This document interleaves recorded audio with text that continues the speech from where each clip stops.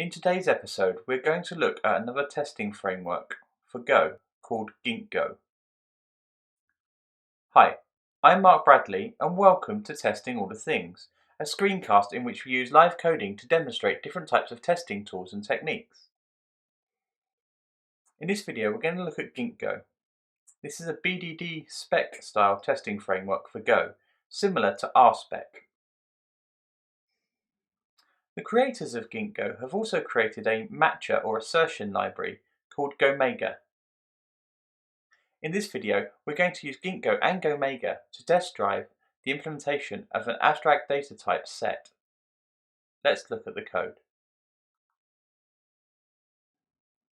Before we started, I used GoMod to require Ginkgo and Gomega. I also created this single Go test that will run all of our Ginkgo specs. We are now ready to start creating some Ginkgo specs. We can use the terminal to create our test file for our spec. If we do Ginkgo, generate, and we are creating a set, so we'll call it set. Okay, now if we look in our project file, we now have a set test, and it's already set up to include Ginkgo and Gomega.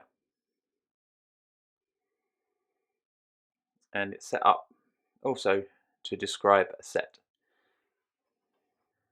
When using Ginkgo and Gomega, it is recommended to use dot aliasing for the imports, so that you can just do things like use describe directly rather than having to do ginkgo.describe. It makes the test a little bit cleaner and a little bit easier to read. So now we're all set up. Let's start writing our first spec. So we're describing set, and within the set we want to describe emptiness.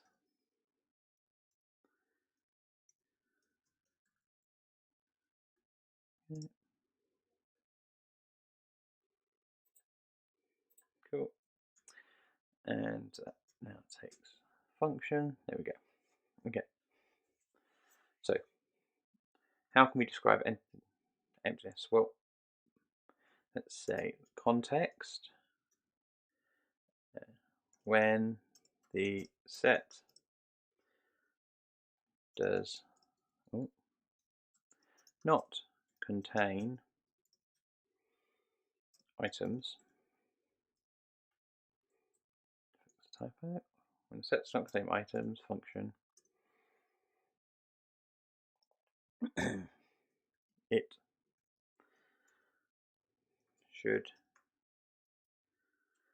be empty.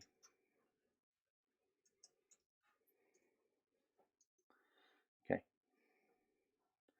So this is our first test. If we were using pure unit tests, this would be one single function.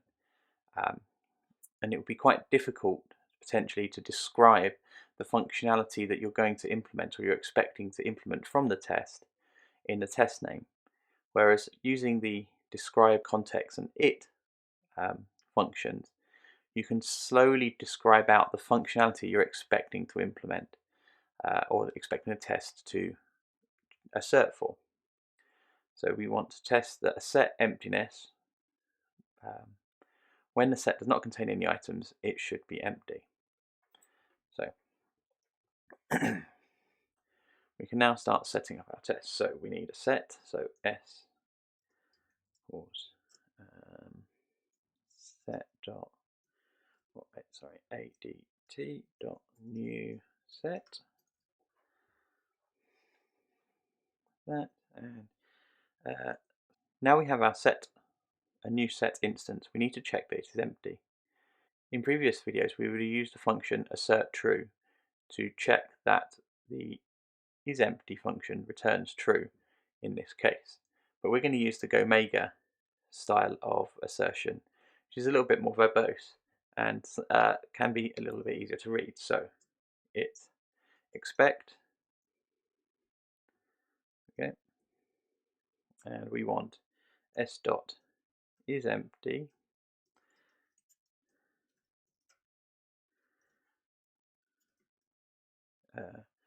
to be true. Be true. There we go. Okay. Now I'm going to go back to just tidying this up quickly before we start running it. So we're going to Alt enter, and we're going to .alias import the Gomega package as well.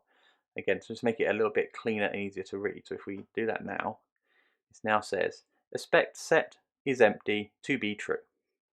So you can see here it's very clear, and that doesn't take any additional thought into what should happen when you run this test and when the implementation is complete. So we've got some reds, so let's solve those problems before we move further. So first of all, we need a set file. So new set. There we go. And now if we move the implementation over to the right, we can see what's going on as we go.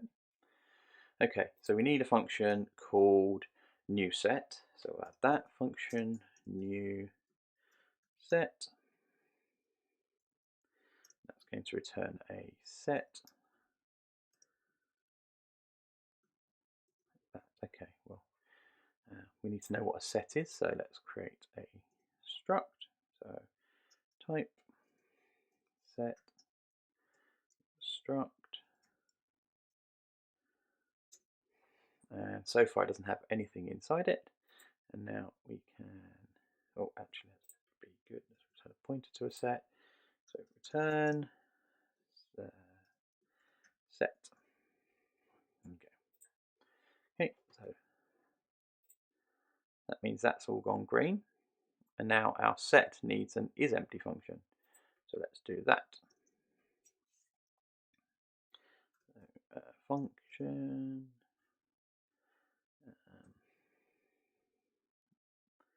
s pointer to set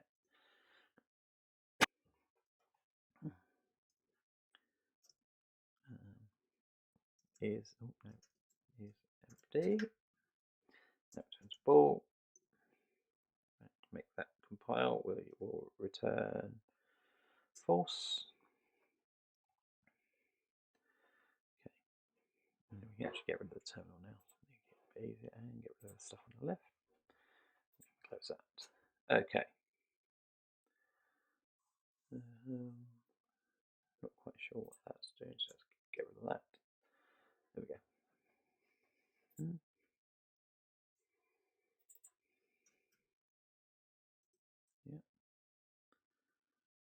That seems to.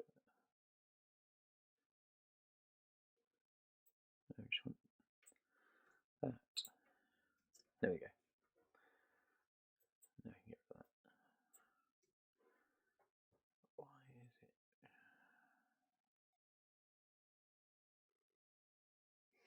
Oh, it's the problem. My setup. Hang on.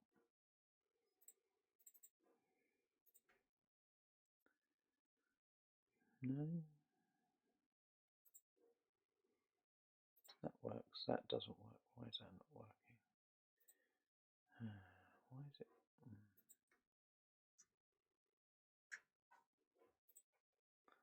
Right.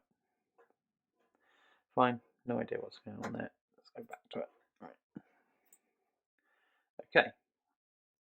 So our test now seems to be all green, so everything should compile. So we'll now run it. So instead of running go test, we can run Ginkgo. Okay. Now you can already see that the output is a little bit different from what you'd get if you just ran go tests. So the output's quite a lot more verbose, and as you can see, it's showing you all of this. So with this got a set emptiness. When the set does not contain items, it should be empty, and that's where our failure is. So we expected false to be true. Okay, So we have one failure. Okay. And we run one of one spec. So there's an easy fix for this. If we change this false here to true, save that, and then we can rerun Ginkgo, and there we go. We have one passing spec, and no failing, no pending, and no skipped. You can see it still looks a little bit different, so it kind of has this.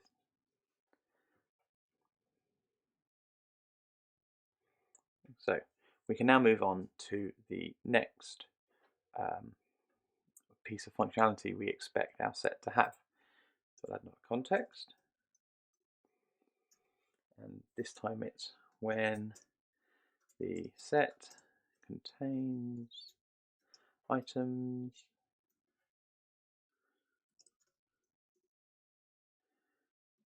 it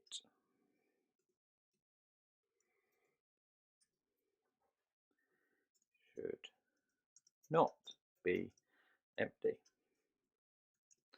Function, and again, so we'll take all of that really, and we will do s dot add. To speed things up, our set will just contain strings today. So set add add red.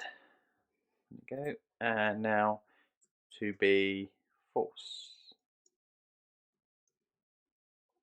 There we go. Okay. So our function over here is red because it is not implemented yet. So option enter. Don't want to.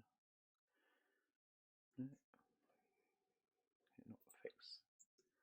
There we go. Create add method. Excellent. So we call that value. Let's call it v. Short. Yeah, it's string. Doesn't return anything. So everything now should compile. Ah, no, I did a stupid thing.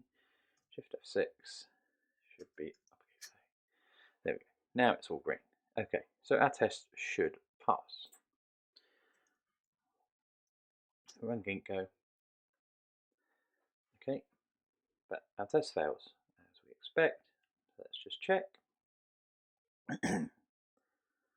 So when a set contains items, it should not be empty. Expected true to be false. Let's look at the easiest way to make that pass. Well, if we add a boolean, so empty ball, to our struct and default it when we set it up to be true, then we can return s.empty, and here when we add things we can just do very simple s.empty equals false. There we go. Okay. We'll run our tests again. And we're back to green. We've got two passing specs, two green dots, and we're all happy. As you can see, the test is looking quite neat and tidy, and it's really nice and clear what you're expecting to happen in each test.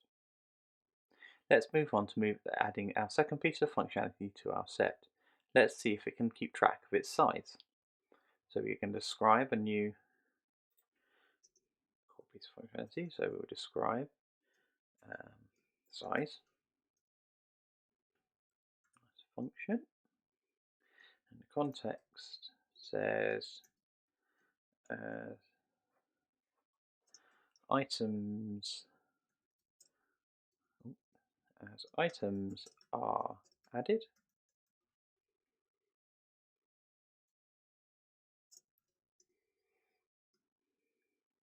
it should return an increasing size.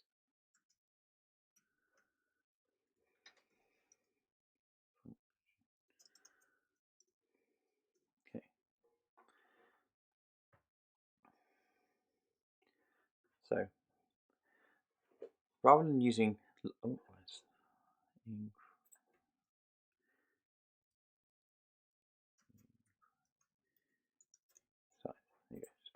that's a bit better. So rather than having lots of different its here for keeping track of the size increasing, we can use a different function called by. So let's start off by setting up our set.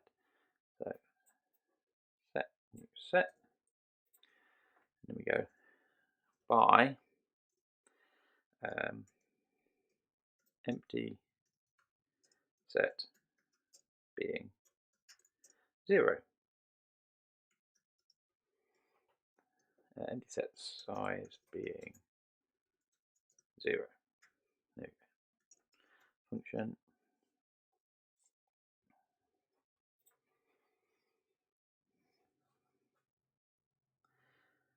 So expect s dot size to be no, there's a 0. 0. Excellent. There we go. Okay, so we've got some red here, so we'll let our IDE create a size method. Set the size, returns an int, nothing else. Let's get the brackets, and to make it compile, return -1. Okay, so everything should compile, so we can now run our spec. Go, excellent, and yet 2 passing and 1 failing. So for the size, as we add items, it should return increasing size. Expected -1 to be 0 value. So let's look at trying to solve that. It's going to be quite easy in this instance. We are just going to return 0. Save that and run all the specs again. And we're back to green. Nice and simple. Okay, so we have another by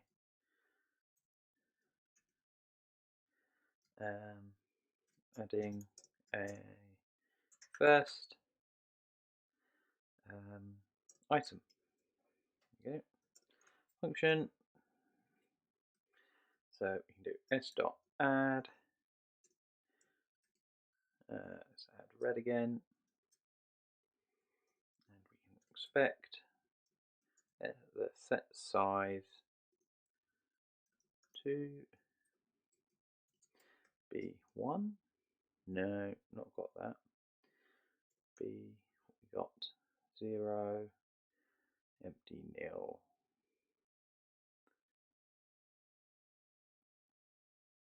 We haven't got a B0, so we can do equal 1. Okay, so expect the set size to be equal to 1. So if we run this, the test fails again. So we expected 0 to equal 1.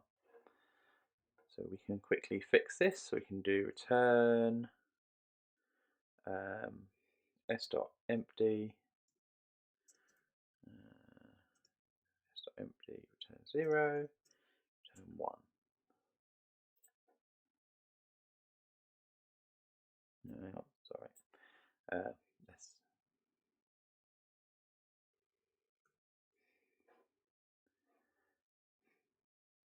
So we can fix this quite quickly. We can just do if set s.empty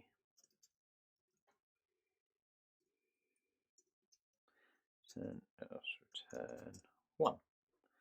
That's nice and straightforward. Hopefully that should send our spec screen. Let's test. Go. And it's all passing. Now we need to move on to adding a second item. So we can add by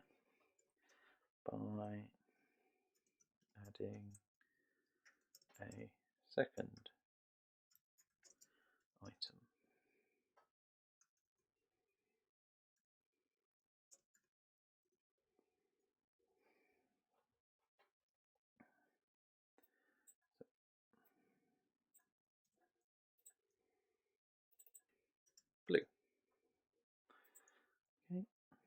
and now we can expect set size to equal 2. If we run the specs, okay, we're getting a failure. Let's go and check it's what we expect. Yep, we expected 1 to be 2. So now we can go and make this pass. Well, let's do keep track of the size in our struct. Size is an int, and when we start it, it's 0. And if we do s dot size plus, increment it, and now we just do return set dot size. Simple as that. So hopefully that should send all of our tests green. Excellent, and we are back to green. So let's have a look at our set class. So there is a small refactor we can do, as we always do with these simple abstract data sets. We can remove the empty boolean really easily by saying return s.size equals 0, which means we no longer have to set this, and we no longer need the boolean in our struct. So we can take that, simplify that. Okay, and that is everything working. Well, we should test it really. So cool, a very simple refactor, and that's all working. But now, is there any refactoring we can do to our test setup? Now, currently in each of the contexts, or each of the its actually, we set up a new instance of a set. Let's fix that by using a setup function to ensure that that variable is set for each test before that runs. So in Ginkgo, we can add a before each function. Okay. And let's, outside of here, do var s is a set. And here we can now do s equals, oh, hang on, yeah, sorry, pointer to a set. It's better. We can move this line and that line.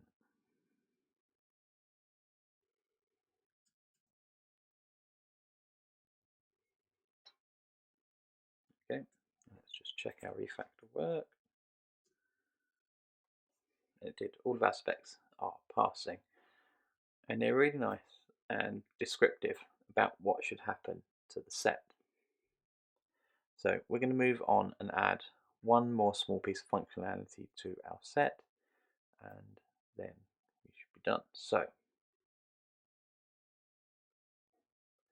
the final piece of functionality we're going to add during this video is we're going to set whether it contains. So describe contains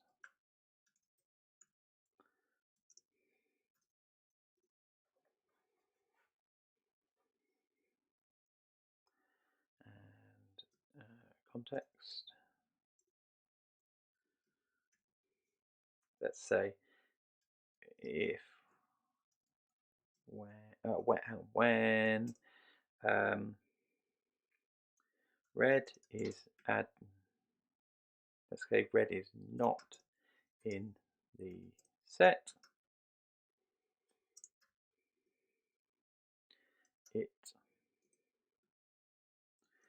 should not contain red. So when red, let's make this a little bit more of a better. So when red has not been added, it should not contain red. There we go, that's a little bit better to read. Function. So we do expect s dot contains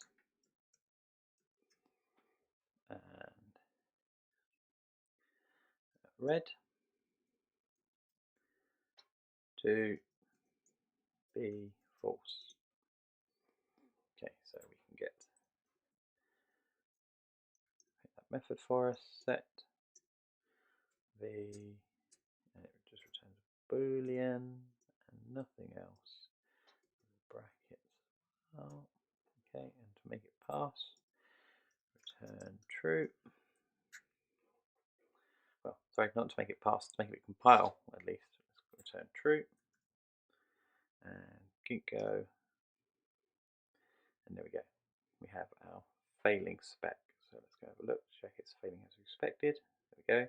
Expected true to be false. And again, there's a lovely easy fix for this. We just do return false.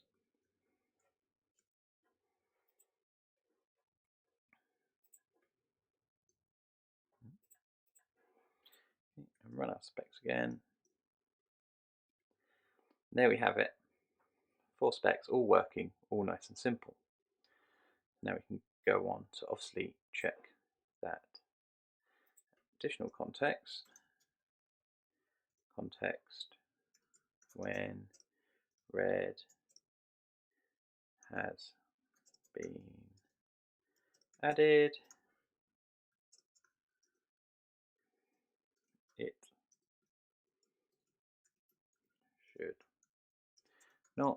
should contain red.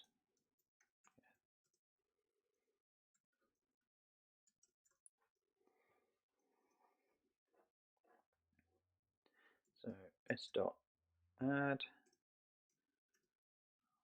red, and we expect the sets to contain red, to be true. Okay, so we'll run our specs, see if we are red. We are. Get the failure expect. Expect false to be true. Okay, so what's the easiest way to do this? What we can do, how about do if is s dot is empty. Oh no, yeah, is empty. It does not contain red. Let's return true. Save. Let's check we made that test pass. And we have.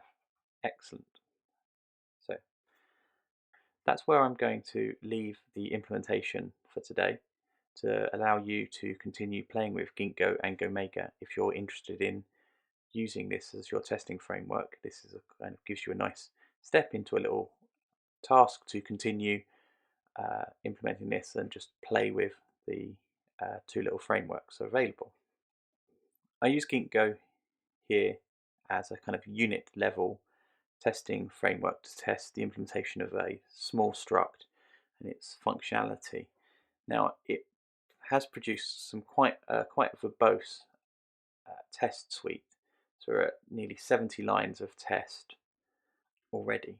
Now I'm not personally a fan of using Ginkgo and Gomega kind of a unit-less test level, especially for something this small. I prefer to use the Testify suite to help me with my unit tests, but at a more higher level, so kind of acceptance tests or something like that, I find the BDD kind of descriptive syntax of Ginkgo and Gomega a lot more helpful. If you like the assertion functionality of Gomega, you can always just include that into your project separately, so you have these nice kind of more descriptive assertions rather than just using assert true and passing a value, or assert equals and having 2 values and things like that. We will make use of Ginkgo and Gomega in future videos, but for this evening that is it.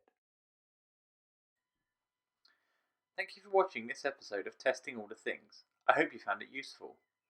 If you enjoyed it, please rate the video and subscribe to the channel. If you did not, please leave constructive feedback in the comments. If you would like to suggest something you would like covered in a future episode, please leave a comment as well. I'm Mark Bradley. You can follow me on Twitter at Braddle, or if you're just interested in all things testing, then follow at testingallthe.